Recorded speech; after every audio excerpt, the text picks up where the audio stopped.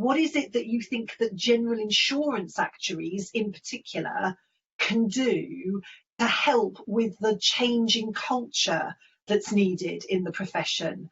So I think it's kind of asking what can GI actuaries do to contribute to this change?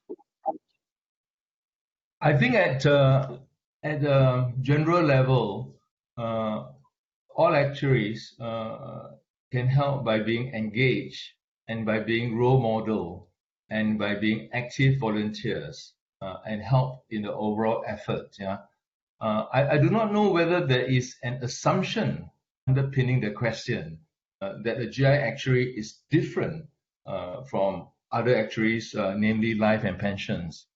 So if you assume there is, and I would not be surprised because I've been to conversations in the Willie Tower Watson's engagement and other engagement, and there could be a sense that GI actuaries are more entrepreneurial, more commercial, partly because of the nature of the area they work in. They are more short-term, innovation comes in more quickly, whereas life and pensions plan over a longer term and has a richer tradition in terms of getting the investment allocation correct, the valuation of liabilities correct. So that could give you a sense that actuaries are slightly different in terms of ilk or bent. And that is not an unreasonable proposition. Yeah.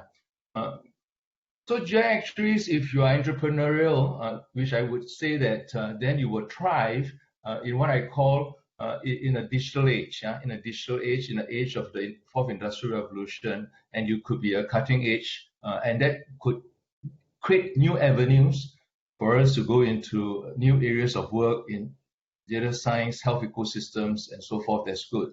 But is everything fine within the GI area in a sense of do customers get the best deal? Yeah, for example, are there issues in terms of the way we assess risk? Is the systems working well? That I will like to see a response from the questioner, because that belongs to a slightly different area. Because you can thrive within the system because it's a very dynamic system. But if there are issues of, say, risk transfer or inequitable pricing, or benefits which are not benefiting the customers, then it belongs to a slightly different box. Yeah, the systems needs to be improved on, and that is an area where courage, imagination, and judgment is required. But I need a more specific question. I think that GI actuaries, as in all actuaries, you care about a profession is to make ourselves relevant, influential, and impactful at our workplace, so that people trust us and respect us. But also in the industry and in the society we live, right? Because this profession have a public interest responsibility. It is not just about us perpetuating, rewarding careers, although that is important and there's nothing wrong with that.